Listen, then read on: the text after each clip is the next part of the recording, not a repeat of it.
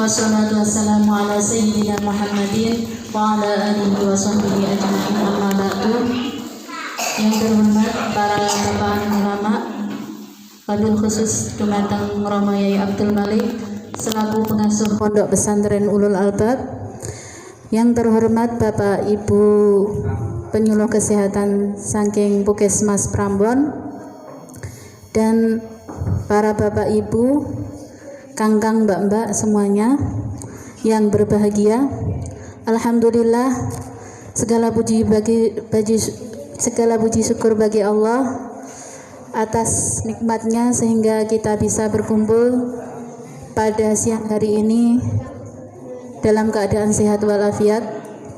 Sholawat dan salam semoga tetap tercurahkan kehadirat junjungan kita Nabi Muhammad SAW biqaulina Allahumma sholli ala Sayyidina Muhammad wa ala ali Sayyidina Muhammad.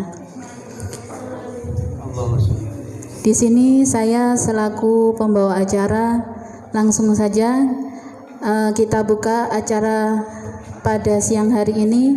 Acara yang pertama pembukaan, marilah kita buka dengan bacaan Ummul Quran. Al-Fatihah.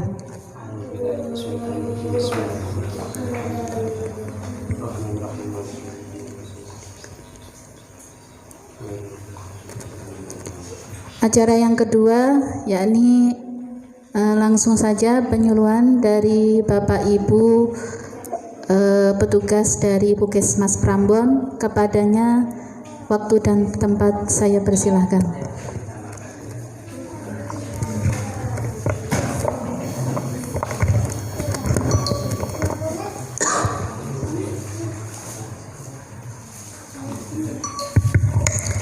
Assalamualaikum warahmatullahi wabarakatuh.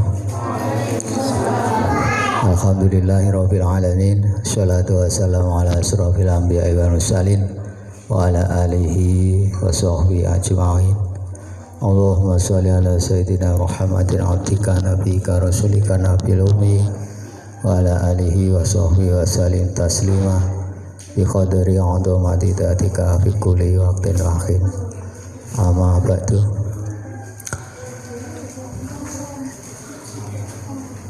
Ingkang kula mulyakaken Bapak Kiai Abdul Malik selaku pengasuh Pondok Pesantren Ulul Albab Gading, Dusun Gading, Desa Sonageng.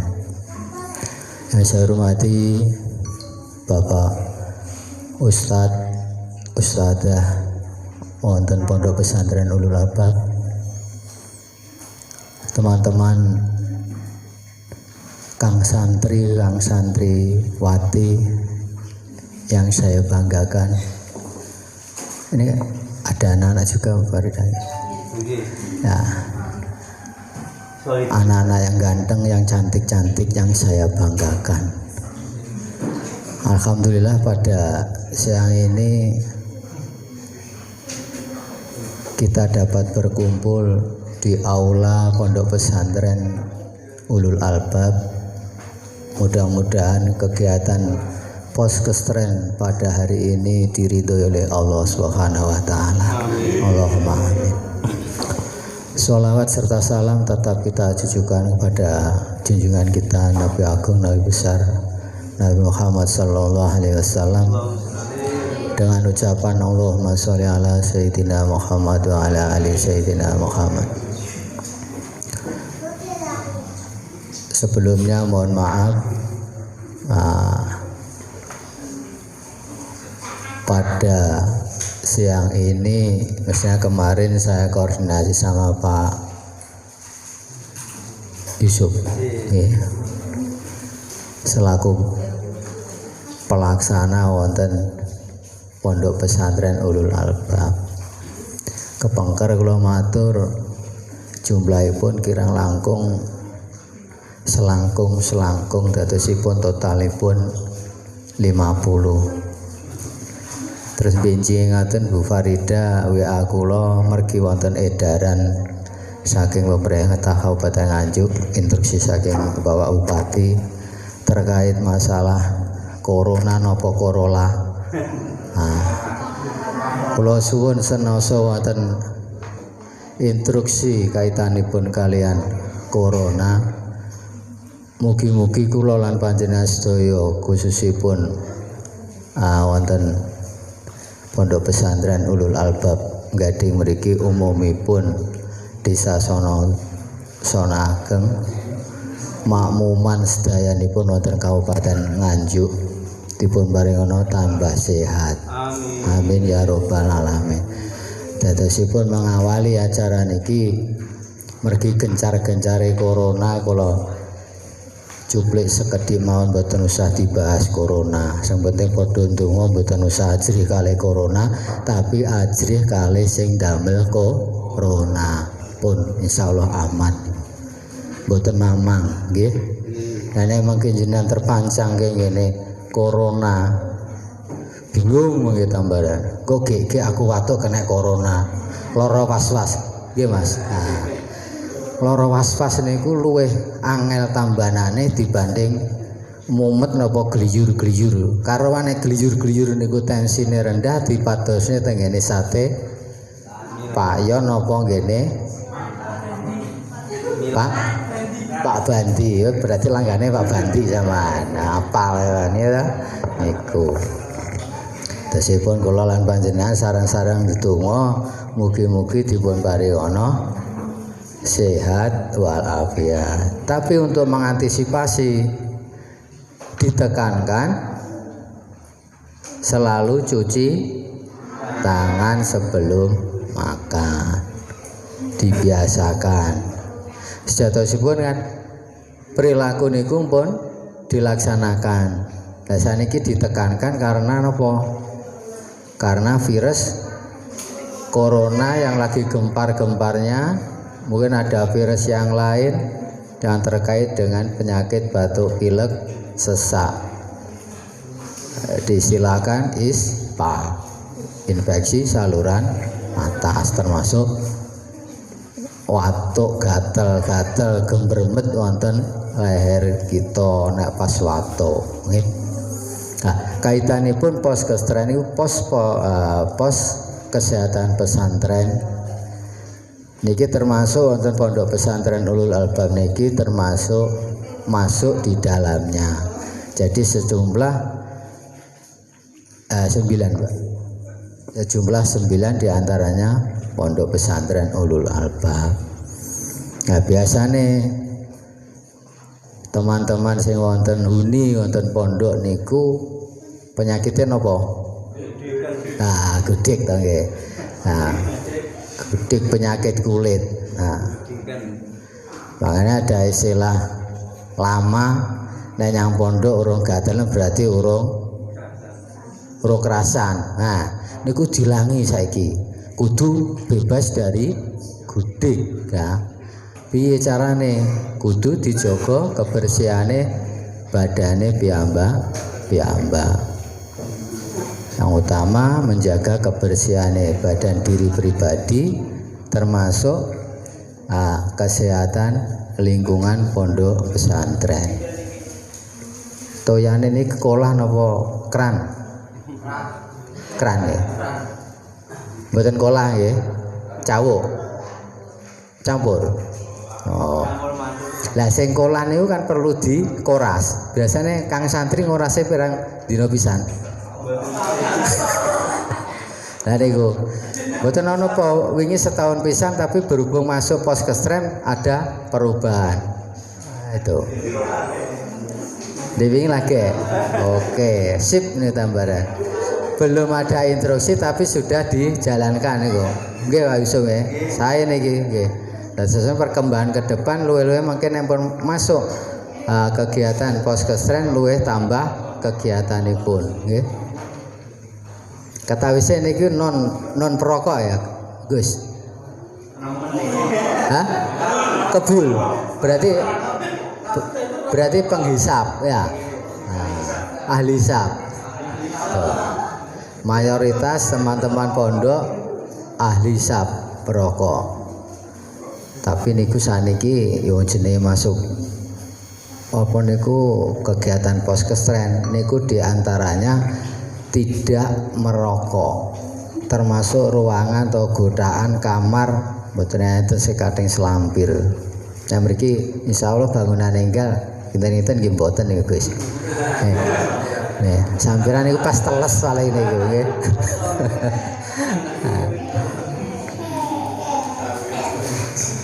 Jadi makanya ada beberapa materi, termasuk diantara kalau saya materinya segi umum, termasuk kaitannya dengan nanti gizi untuk teman-teman yang di pondok pesantren.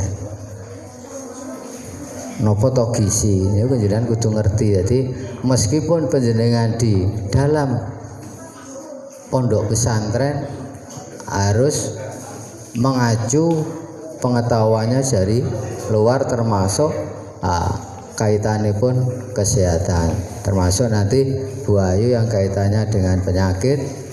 Di kanan saya Bu Dwi Widayati nanti bagiannya kesehatan lingkungan, termasuk lingkungan pondok pesantren, termasuk sepal saluran air, termasuk mungkin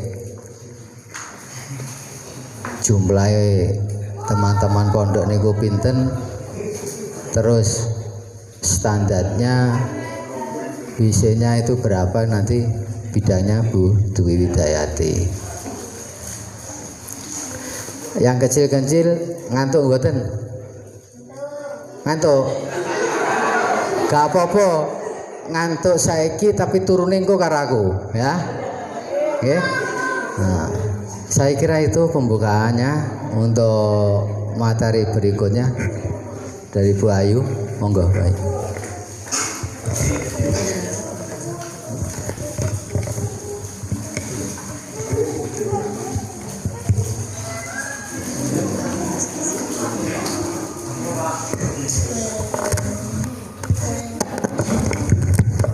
Assalamualaikum warahmatullahi wabarakatuh.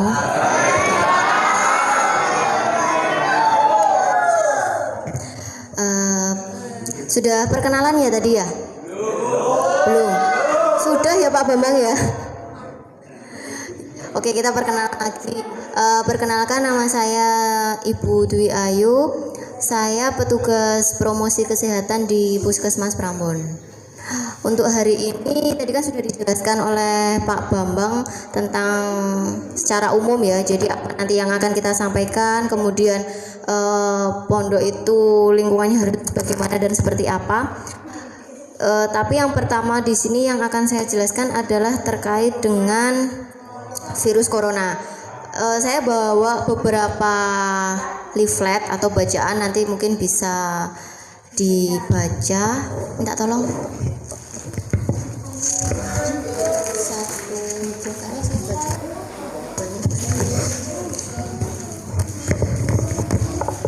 Jadi mohon maaf, saya bawanya nggak begitu banyak, jadi bisa bergabung untuk beberapa orang.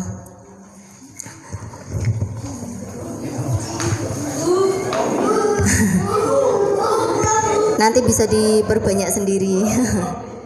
Nanti langsung bisa diperbanyak teman-teman santri yang ada di sini. Jadi saya panggil teman-teman santri saja ya. Teman-teman santri yang ada di sini sudah tahu ya kasus corona itu apa? Sudah pernah dengar di TV? Ada yang sudah, ada yang belum. Jadi, oh iya. Atau mungkin dengar dari masyarakat, dari warga, dari tetangga. Jadi untuk virus corona sendiri atau corona disease virus namanya COVID-19. Jadi kenapa kok dinamakan COVID-19? COVID itu adalah coronavirus disease. Kalau 19 itu kenapa kok dikatakan 19? Ada yang tahu nggak? Iya. Jadi virus ini ditemukan pada tahun 2019. Tepatnya di mana? Ya, di Cina ya. Jadi sebenarnya virus ini itu sudah lama ada, tetapi baru menyerang atau bisa menularkan ke manusia, dan ditemukan kasusnya itu di akhir tahun 2019 di Cina itu. Jadi virus ini sebenarnya sejenis virus yang sama seperti virus SARS yang pernah kita dengar dulu sekitar berapa tahun ya, tahun 2000-an kalau tidak salah. Virus SARS sama virus MERS. Jadi virusnya itu hampir sama dengan jenis virus itu. Cuma yang kali ini itu dia lebih mewabah karena penularannya tidak hanya lewat droplet atau percikan bukan itu muncratane maksudnya. Jadi tidak hanya percikan dropletnya, tetapi kuman ini juga bisa menempel. Makanya kenapa kok kasusnya itu bisa sampai meluas dengan cepat, karena kalau hanya ditularkan lewat batuk atau percikan ludahnya saja, itu kan dia tidak berada di seperti handle pintu atau pegangan dan sebagainya. Jadi virus ini itu ketika ada yang memercikkan droplet atau ludah itu, kemudian dia menempel ke suatu benda, itu ketika menempel di benda itu, kalau tidak kita bersihkan dengan cairan khusus atau disinfektan, itu dia tidak akan mati. Makanya bisa menularkan ke banyak orang. Nah, untuk gejalanya sudah ada yang tahu apa aja? Sudah harusnya. Sesak nafas, kemudian batuk, flu, kemudian ya itu tadi sudah disebutkan sesak nafas. Kemudian biasanya tenggorokannya meradang, sakit, nyeri, kayak nyeri telan, kering. Jadi kalau misalkan ada gejala-gejala seperti itu, bisa langsung dikonsulkan dengan petugas kesehatan terdekat. Jadi biar bisa ditangani kelanjutannya. Kemudian selain itu, pencegahannya bagaimana? Untuk meminimalisir penularan virus corona dari satu orang ke orang yang lain. Ada yang tahu? Gimana?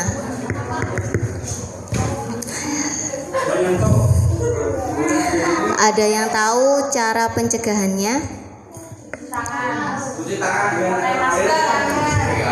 Jadi sebenarnya yang mudah kita ingat untuk tidak hanya virus corona, jadi semua penyakit itu sebenarnya insya Allah bisa kita minimalisir dengan pola hidup bersih dan sehat.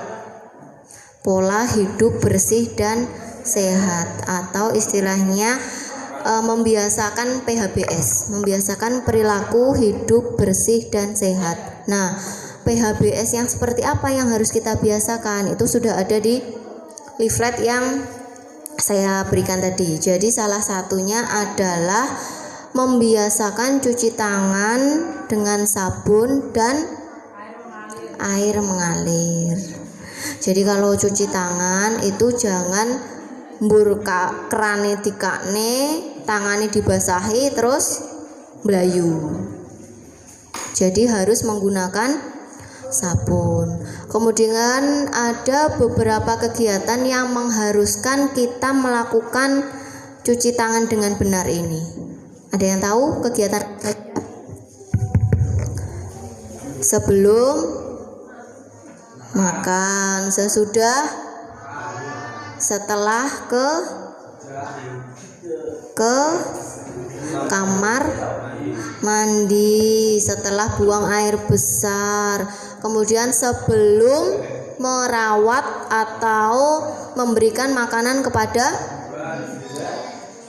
bayi atau balita.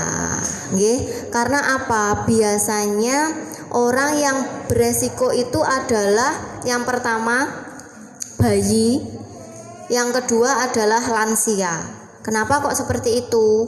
Karena mereka itu daya imunitasnya kalau untuk bayi itu belum sempurna seperti ketika dewasa. Begitu juga dengan lansia. Kalau lansia itu kalau masyarakat umum bilang lek tambah tuwek balik neh koyok bocah cilik, karena daya imunitasnya akan menurun kembali. Jadi itu yang rentan. Makanya sebelum misalkan menyusui si kecil, sebelum si ibu ganti popok atau setelah membersihkan kotoran si bayi itu harus cuci tangan dengan sabun dan air mengalir. Kemudian untuk langkah cuci tangan yang benar ada berapa? Ada yang tahu? Siapa tadi yang bilang 6? Hafal 6 atau mau cuma Mas tebak-tebakan tok Mas? Ya, jadi untuk langkah cuci tangan yang benar itu kalau teman-teman santri di sini lihat atau dengar mungkin ada banyak versi ya. Ada yang mengatakan 7, ada yang mengatakan 8, ada yang 5 dan sebagainya. Tetapi kita untuk teman-teman petugas di puskesmas itu sepakat kalau untuk langkah cuci tangan kita mengaku pada WHO. Jadi standar internasional kesehatan itu kita pakai 6 langkah cuci tangan. Langkah yang pertama sudah tahu? Si kecil, adik-adik mungkin? Ya, langkah yang pertama itu adalah menggosok kedua telapak tangan. Kemudian langkah yang kedua adalah punggung tangan. Kemudian yang ketiga sela-sela jari. Yang keempat mengunci atau mengaitkan kedua tangan. Kemudian yang kelima membersihkan jempol atau ibu jari. Kemudian langkah yang terakhir adalah bukan pergelangan, membersihkan ujung jari atau kuku-kuku jarinya dibersihkan. Kalau untuk telapak tangan itu relatif. Mungkin ketika sudah selesai ke 6 langkah, kemudian Saman ambil tisu, boleh dibersihkan mulai dari tangan sampai telapak sampai pergelangan tangannya. Itu relatif. Yang jelas yang wajib adalah 6 langkah yang saya sebutkan tadi. Tuh. Kemudian lain HBS yang lainnya adalah harus menjaga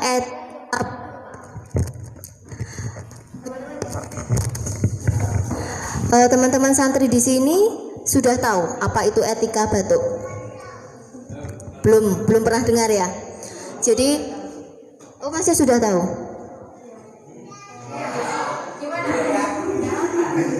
Nggak apa-apa Mas, kita di sini sharing pengalaman.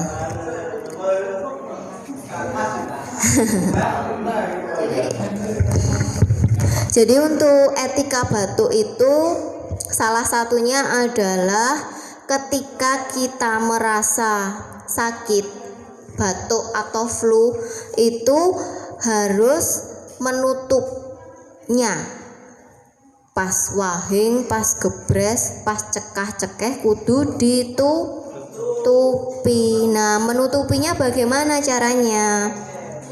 Kalau teman-teman bawa tisu, mungkin bisa ambil tisu ditutupkan di hidung dan mulut. Kemudian tapi mari lek gawe tisu lek bar digawe ngelapi umbel apa digawe nutupi watuk, aja digawe neh tisune engko terus dilempit disaki, engko digawe neh. Ya, tidak boleh. Jadi harus sekali pakai. Kalau sudah menggunakan tisu untuk mengusap ingus atau untuk menutupi bersin, itu harus langsung dibuang ke tempat sampah.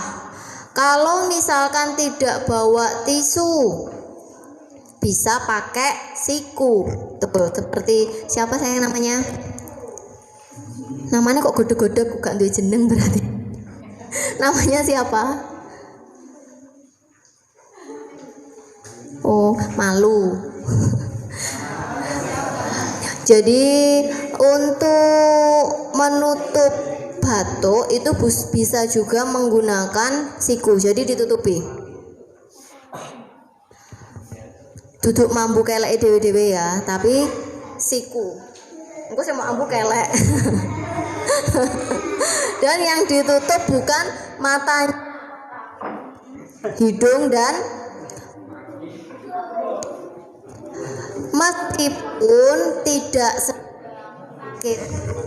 meskipun tidak sedang sakit atau istilahnya hanya bersin, itu alangkah baiknya tetap menggunakan etika batuk ini. Jadi dimanapun kita berada, meskipun itu hanya bersin saja, tutuplah mulut kita ya, biar tidak menularkan ke yang sehat. Kemudian kalau memang di tempat itu atau yang sakit punya masker, itu boleh menggunakan masker ketika sakit. Nah, begitu juga dengan banyaknya kasus corona. Kalau misalkan teman-teman santri di sini dengarkan apa? Harga masker mahal. Kemudian harga hand sanitizer juga mahal. Kalau hanya mahal saja tetapi mudah ditemukan, masih tidak apa-apa. Sudah mahal, golekane angel, kan susah. Sebenarnya masker itu wajibnya digunakan oleh yang sakit dan petugas kesehatan, karena mereka yang menangani yang sakit. Nah, bagi kita yang sehat itu tidak perlu menggunakan, asalkan PHBS-nya tetap kita terapkan seperti itu. Jadi tidak usah khawatir yang berlebihan. Yang penting kita sudah menerapkan hidup bersih dan sehat, kemudian sudah berusaha, tinggal kita berdoa. Jadi tidak usah terlalu kudu nggawe masker, kudu ngene ya. Jadi intinya adalah terapkan PHBS-nya, kemudian berusaha sebaik mungkin, dan jangan lupa berdoa. Itu kuncinya. Karena kalau masyarakat nanti gupuh, jadinya tambah semrawut, tambah amburadul. Karena apa? Ketidaktahuan dan ketidakjelasan informasi. Jadi kalau misalkan teman-teman santri yang ada di sini, kemudian Bapak Ibu pengurus pondok yang ada di sini pengen konfirmasi kejelasan atau kepastian terkait apa saja yang berhubungan dengan kesehatan, itu bisa langsung ditanyakan ke petugas kesehatan. Jadi jangan mempercayai hanya omongan ngalor ngidul ya, karena itu belum tentu kebenarannya. Kemudian terkait dengan virus corona ini atau pembahasan penyakit yang sedang mewabah, mungkin ada yang mau dipertanyakan? Sudah cukup jelas nggih? Jadi untuk penggunaan kemudian ketika batuknya, kemudian PHBS itu apa, cuci tangan yang seperti apa. Kalau misalkan teman-teman sudah paham, sudah mengerti, kami berharap jangan hanya mengerti saja, tetapi teman-teman santri yang di sini juga harus menerapkan. Itu saja yang bisa saya sampaikan terkait virus corona. Terima kasih atas perhatiannya. Kita lanjutkan dengan materi selanjutnya.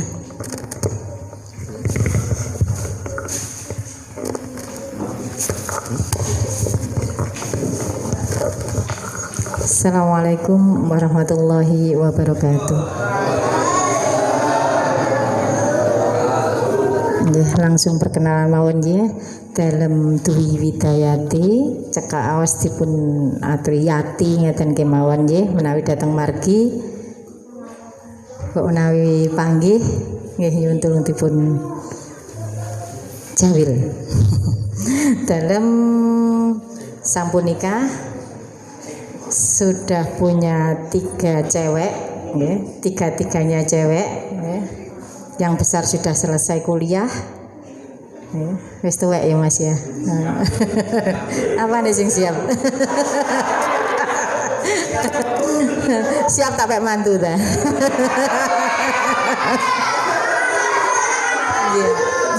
Nggih.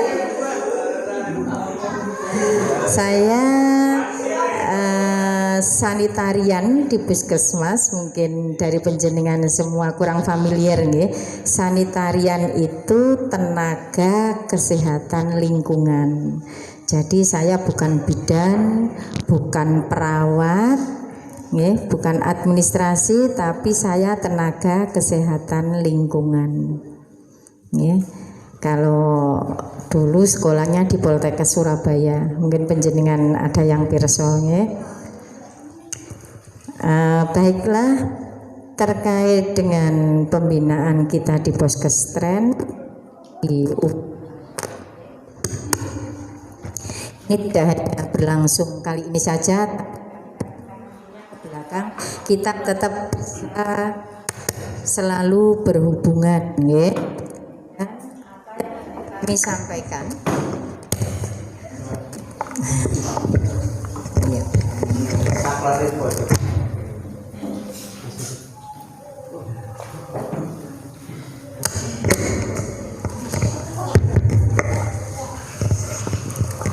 Ya. Dan apa yang kami sampaikan, kami mohon penjenengan semua bisa melakukan, karena bagaimanapun upaya pencegahan itu lebih baik, murah, lebih gampang kita lakukan. Tidak butuh biaya banyak, tidak butuh waktu yang banyak, dan itu manfaatnya besar sekali. Untuk pembinaan nanti kita lakukan 1 tahun sekali, memang 1 tahun sekali. Jadi kita nanti di tahun 2021 kita ketemu lagi. Tapi tidak lepas dari itu, kami akan selalu melakukan pemantauan dan juga koordinasi dengan pihak pondok pesantren. Untuk selanjutnya tadi dari Bu Ayu sudah disampaikan tentang perilaku yang harus penjenengan lakukan. Kenapa di sini saya mengatakan harus, gitu? Karena upaya itu bisa memutus mata rantai penularan penyakit. Sebagian penjenengan tahu kalau di pondok pesantren itu tempat berkumpulnya orang banyak, gitu, nggih. Santri di sini juga lebih dari 15 orang. Jadi kalau nantinya perilaku penjenengan itu sudah baik, insya Allah pemutusan mata rantai penularan penyakit akan maksimal. Kalau seumpama dari penjenengan sudah melakukan, tapi teman penjenengan belum melakukan, nanti saling mengingatkan. Tadi disampaikan oleh Bu Ayu mengenai cuci tangan pakai sabun dan air mengalir. Nyuwun tulung sangat, mungkin bisa diterapkan. Sedangkan untuk lingkungannya, banyak hal yang bisa dilakukan penjenengan semua untuk mencegah penyakit corona ini. Selain dari diri penjenengan sendiri, yaitu cuci tangan.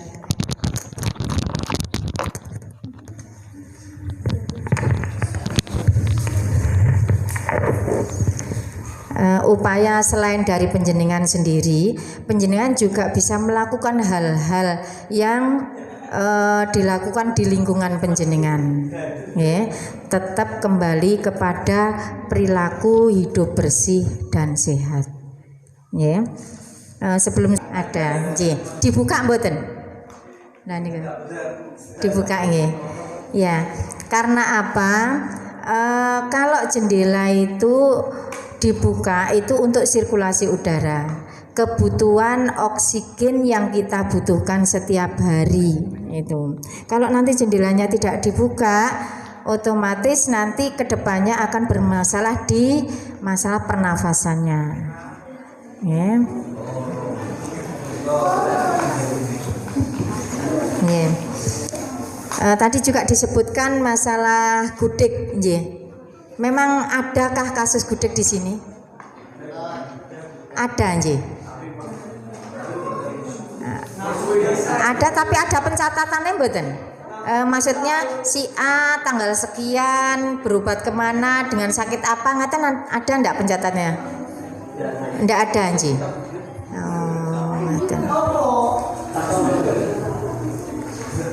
Sakit gudegnya dapatnya dari sini ataukah sebelum domisili di pondok? Anji, dapat di sini. Anji. Kalau memang itu dari sini, agar tidak terjadi penularan, ya, kan tadi sudah disebutkan ada yang dari mandinya dari keran, gitu, ada yang dari keran, ada yang dari kamar mandi.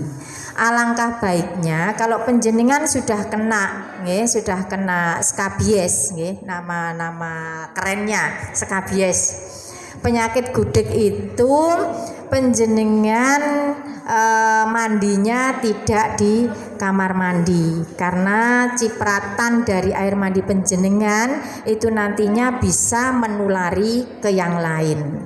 Begitu juga dengan penggunaan sabun, handuk dan lain-lain. Jadi penjenengan harus menggunakan milik penjenengan sendiri. Ya. Apakah di sini juga masih bergantian? Nggih. Mboten nggih. Anduknya juga handuk sendiri. Nggih. Metal-metal tapi kan nggone dhewe to Mas nggih. Nggone dhewe nggih. Enggak apa-apa. Nggih.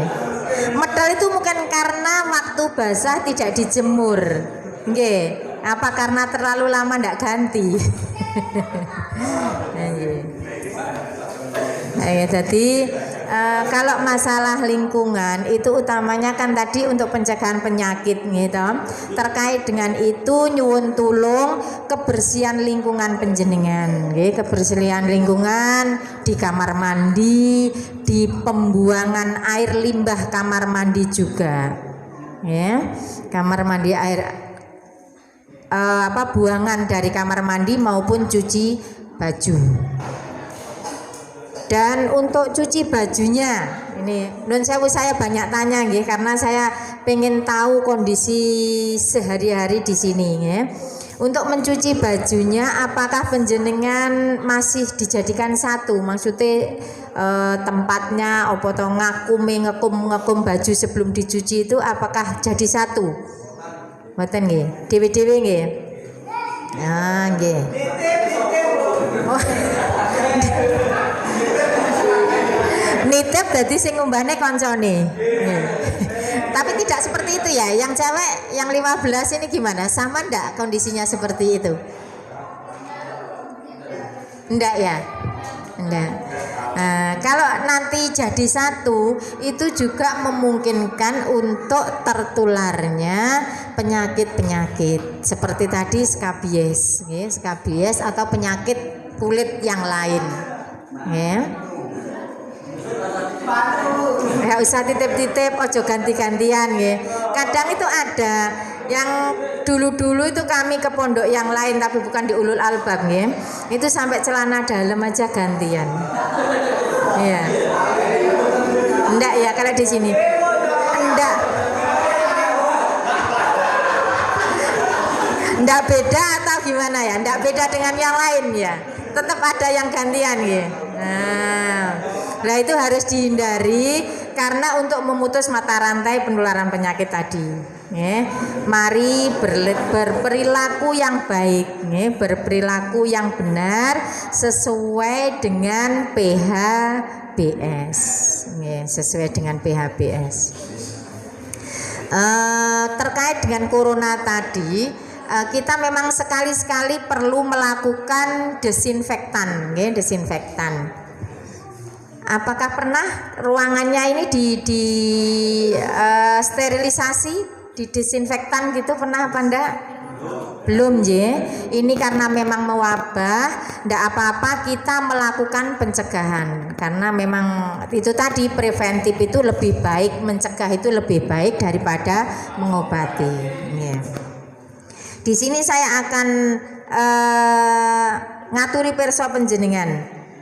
Kira-kira apa saja yang bisa dijadikan disinfektan sing enek di pasaran gitu, yang ada di pasaran yang bisa digunakan sebagai desinfektan.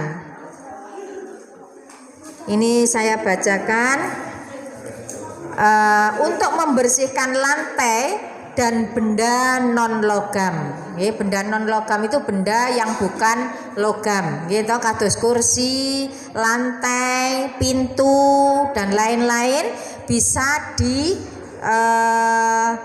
desinfektan dengan cara ini. Desinfektan ini apa toh? Ada yang tahu mungkin sebelum saya jelaskan apa saja bahannya? Napa disinfektan itu?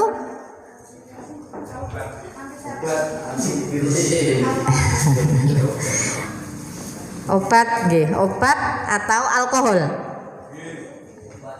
Nah. Desinfektan itu kita membunuh ya, membunuh atau membersihkan. Tadi kalau disebutkan itu alkohol, memang betul karena alkohol itu bisa membunuh kuman atau virus, ya. Ya. Terus di sini bahannya ada Baiklin. Panjenengan pirsa mungkin Baiklin nggih di pasaran kan banyak, nggih. Ada Baiklin, ada Lysol atau Wipol, nggih. Air, bahannya cuma itu, Baiklin, Lysol atau Wipol dan air. Sedangkan takarannya itu Baiklin 20 cc 20 cc atau kalau pakai takaran di rumah yaitu sebanyak 2 tutup botol. Ini juga bisa dilakukan di rumah ya, untuk rumah kita agar bersih, karena bagaimanapun virus corona itu menempel. Jadi di handle-handle pintu, di pintu atau di mana saja bisa panjenengan bersihkan dengan itu. Baiklinnya 2 tutup botol, maksudnya 2 tutup botol Baiklin. Ya. Dicampurkan dengan Lysol atau Wipol 20 cc atau ditakar sebanyak 4 tutup botolnya Wipol.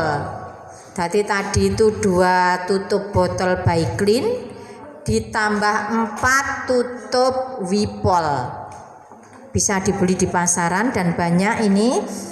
Kemudian dicampur dengan air kurang lebih 960 cc atau 1 liter, penjenengan kurangi sedikit ya.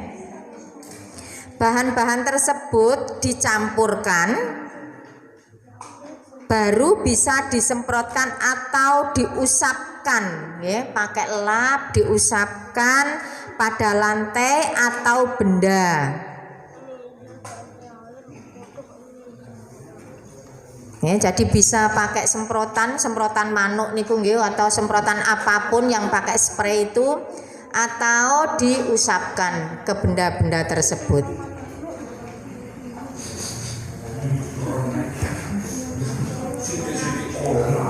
Iya, memang ini lagi mewabah. Nggih, kita antisipasi jangan sampai kita terkena nggih, naudzubillah nggih. Ada yang hafal tadi yang saya sebutkan? Apa saja bahannya mungkin? Nggih, Wipol berapa kalau Wipolnya? Wipolnya takarannya Pak anu Mas?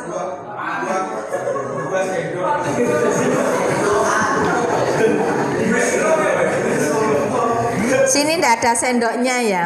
Saya ulangi lagi, barangkali ini nanti penjenengan semua membutuhkan, jadi tidak usah susah-susah cari yang sudah jadi penjenengan bisa bikin sendiri.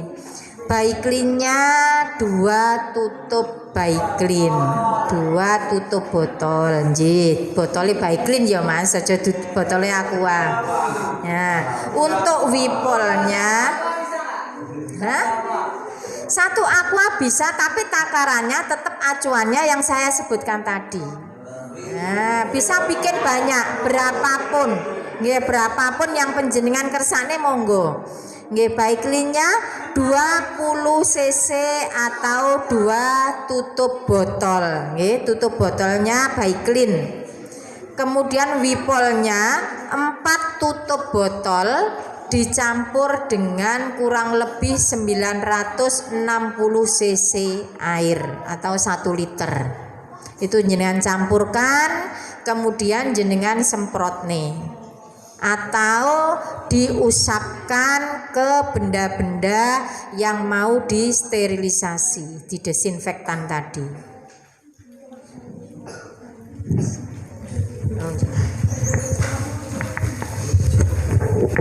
Saya menambahkan sedikit terkait desinfektan sama antiseptik ya. Jadi kalau antiseptik dan disinfektan itu sebenarnya sama-sama cairan untuk membunuh kuman. Tetapi bedanya kalau antiseptik itu kita gunakan pada makhluk hidup seperti tangan kita. Tapi kalau desinfektan itu penggunaannya adalah untuk benda-benda mati. Jadi seperti yang disebutkan oleh Bu Yati tadi, bisa disemprotkan ke pegangan pintu atau kemudian ke pegangan lemari, kemudian pegangan tangan. Kalau tangan pakai antiseptik, jangan pakai desinfektan. Karena biasanya itu meskipun penggunaannya sama, tetapi kalau desinfektan itu dia lebih keras. Maksudnya kadarnya lebih keras. Jadi kalau digunakan ke tangan sebenarnya bisa. Tetapi kalau penggunaannya terus-menerus, nanti tangan kita jadinya yang akan iritasi. Jadi harus dibedakan. Nah, tadi itu kan sudah dijelaskan cara membuat desinfektan oleh Bu Yati. Itu mungkin bisa dipraktekkan. Tetapi kalau misalkan urgent atau misalkan kepepet gak enek opo-opo, itu penggunaan desinfektan cukup bisa menggunakan alkohol 70%. Jadi alkohol 70% langsung disemprotkan aja ke pegangan pintu dan sebagainya, itu sudah cukup. Tapi kalau memang bisa, maksudnya ada waktu lebih, bisa membuat racikan yang sudah dijelaskan oleh Bu Yati tadi. Kemudian untuk penggunaan antiseptik, antiseptik ini sebenarnya sama seperti hand sanitizer. Nah, sekarang itu kan sulit. Jangankan di umum, di pemerintahan kesehatan saja hand sanitizer itu sangat jarang, karena drop dari pemerintah pusat memang hampir tidak ada, sedikit sekali. Jadi untuk penggunaan antiseptik itu kita bisa buat sendiri. Caranya adalah baby oil dan alkohol 70%. Perbandingannya 1:10. Jadi kalau misalkan mau bikin hand sanitizer sendiri, misalkan di botol kecil, saman beli botol yang 5 milian atau yang 10 mili, berarti kalau perbandingan 1:10 itu kalau misalkan sampean ngeracik baby oil 10 mili, berarti alkohol 70%-nya berapa mili? 100. Pokoknya perbandingannya 1:10. Baby oilnya 1, alkohol 70%-nya 10. Perbandingannya seperti itu. Itu bisa digunakan untuk antiseptik atau hand sanitizer. Jadi kalau misalkan beli hand sanitizer gel atau hand sanitizer yang ada di apotek atau di minimarket itu ndak ada, bisa pakai itu campuran baby oil dengan alkohol 70%. Alkoholnya jangan yang 95% loh ya, kebakar nanti. Jadi alkoholnya yang 70%. Perbandingannya 1 dibanding 10. Mungkin itu saja yang bisa saya sampaikan. Kurang lebihnya saya mohon maaf. Monggo Pak Ben.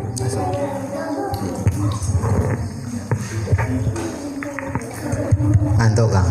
Ngantuk kan manginan. Tapi ngantuk itu yo nikmat Mas. Aku iki yo ngantuk aku senamnya gue panasan Mas. Jadi penjenengan yang ngantuk jam-jam 10 mesti ngantuk ya Mas. Jam 9, jam 10. Tapi nek Dede nek isuk ya isuk tenan jam 7 sampai jam setengah 8 jam 8. Tapi nek siang itu untuk mengeluarkan toksin atau racun yang ada dalam tubuh kita. Jadi jam 10 pas pagi selama 5 menit yang panasan Mas, aku yang panasan Mas. Kamu yang ngantuk Mas, kalau gak ngantuk ya podo ngantuk ya. Aku tanggapan ya pengiwan. Nah. Jadi mintanya sampai jam pinten wis manut aku. Jam 3 sore oke. Nah. Ya. Dilanjut ya. Tak tambahin mungkin sampai jam 11. Mau oke aku tambah lali ya. Akan materi kok lali. Kok kapan-kapan kita ketemu lagi. Nanti situasinya dikondisikan dulu, nggih. Tuh. Jadi kaitannya dengan poskesren sudah beberapa materi yang disampaikan. Sampai-sampai santai mawon, gak usah tegang sekali tempo. Nah, itu dikendorkan ini ya. Fresh. Nah, jadi ben awet nom kuncinya apa? Fresh. Guyu. Senyum, tapi aja guyu dhewe ya. Guyu nek koncone, nggih. Tuh. Jadi kita membaur, insya Allah kita saling mengisi. Penjenengan juga punya kelebihan ini, tapi belum termunculkan. Ya, mulai saya muncul, wah kelebihannya sama hebat itu. Nggih. Jadi meskipun di pondok tidak ketinggalan pengetahuan umumnya dibanding dengan teman-teman yang di luar pondok. Jadi jenengan harus ada nilai plusnya, nilai lebihnya dibanding dengan teman-teman yang tidak di pondok atau tidak ngaji wonten pondok. Dan aku nek podo ora nek bedane lek podo ae kok. Nggih mboten? Pasti panjenengan semua mbak-mbake anak-anak kecil punya kelebihan itu. Dia nanti selesai foto bersama. Lili, cah sini cilik le. Halo kau Sabang, aku foto bareng karo Pak B ya. Nggih. Nggih. Terus materi saya kaitannya dengan gizi. Perlu diketahui teman-temannya di pondok, anak-anak yang belum khitan itu bisa nanti pesan saya tak khitani sendiri. Ya. Sing arep mindu dibentuk ora apa-apa Kang. Hah? Ya. Tuh. Nah ya. Arep di model piye tak siapi Kang. Nah, nggih. Jadi saya